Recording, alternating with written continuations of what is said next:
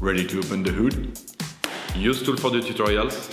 And for car parts, the right idea is the Mr. Auto app. Easy, fast, and with better prices than on the website.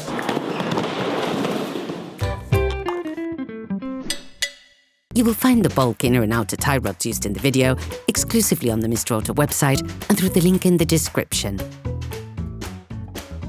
Turn your engine off and pull up the handbrake. To be able to change the inner and outer tie rods on your vehicle, you must lift the front of the car and remove the wheels to gain complete access to the steering system. Loosen the stud bolts on the front wheels, raise the front of the vehicle and put it in the two-axle stance. We strongly suggest watching the tutorial, raising your vehicle safely before carrying out this step. You will then be able to take off the wheels. Don't forget to slide them under the vehicle. You can now see the outer tie rod end. As the components to be removed are very often seized up, don't hesitate to brush and to use penetrating oil to facilitate the operation. With a marker, trace a line between the axle joint and the tie rod end.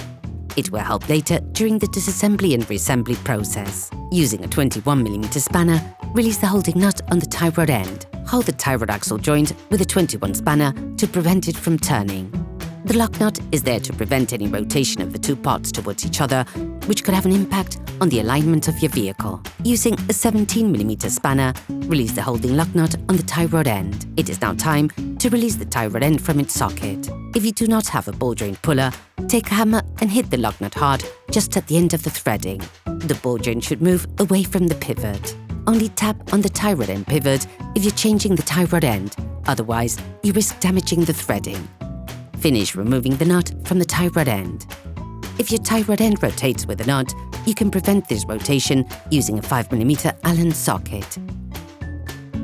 Paying close attention to the point of reference, unscrew the tie rod end, counting the number of turns necessary to extract the tie rod end. This will allow you to find an approximate setting when reassembling. For greater accuracy, we advise you to measure the distance between the lock nut and the end of the tie rod ball joint using a caliper. In any case, an alignment check will have to be carried out by a professional soon after having performed this operation. Remove the lock nut from the axle joint. With pliers, remove the external metallic clip on the protective sleeve of the tie rod axle joint.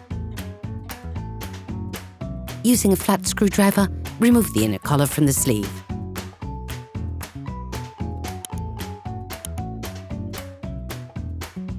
With a cutter, cut the external part of the sleeve so that you can remove it.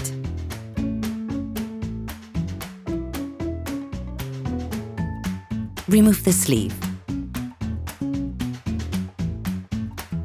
Using a tie rod iron or extractor, a specific tool for carrying out this job, you can now loosen everything without difficulty. To do this, insert the tool up to the fixed part of the tie rod, then with a socket wrench, force it in an anti-clockwise direction. If the tie rod axle joint is equipped with marks, release them using adjustable spanners. Okay, guys, if we can share this video with you and help you save a lot of money, is also thanks to our partner, Mr. Auto. So, if you want to support us and buy the part for this operation, visit their website. Okay, back to work. You will find the bulk, parts and products used in the video on the Mr. Auto site and in the link in the description. Take the new axle joint and unscrew the lock nut provided with it. Then put it in the steering cock housing. Still using the same tool or using an adjustable spanner, block the tie rod axle joint, but in a clockwise direction this time.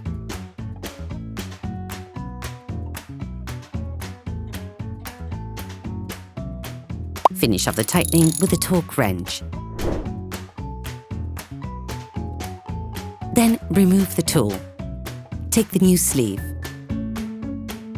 Apply silicone grease to the part of the tie rod axle joint that will be in contact with the sleeve. Put the internal clip back on. We recommend putting screw clips on, as access is really rather difficult when trying to use a specific tool. To make it easier to place the sleeve in its slot, you can turn the wheels so that the sleeve is easier to thread into its slot. Tighten the clip, being careful not to exaggerate for fear of damaging the protective sleeve.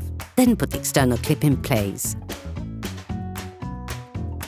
Screw the lock nut back on until the distance measured with a caliper is reached.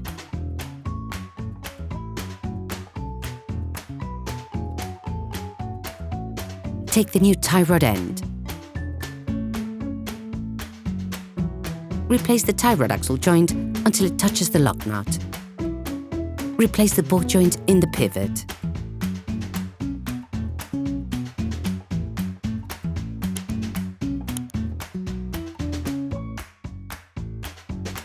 Reinstall the nut supplied with a new part and tighten it using a 17mm spanner. During this operation, it will work on the steering system of your vehicle. Checks on tyre alignment, when carried out by a professional, will guarantee that your steering system has been perfectly aligned and is in good working order. Finish off the tightening with a torque wrench. Finalize the tightening of the lock nut using a 22mm spanner while holding the tie rod end using a 21mm spanner to avoid damaging the tie rod end.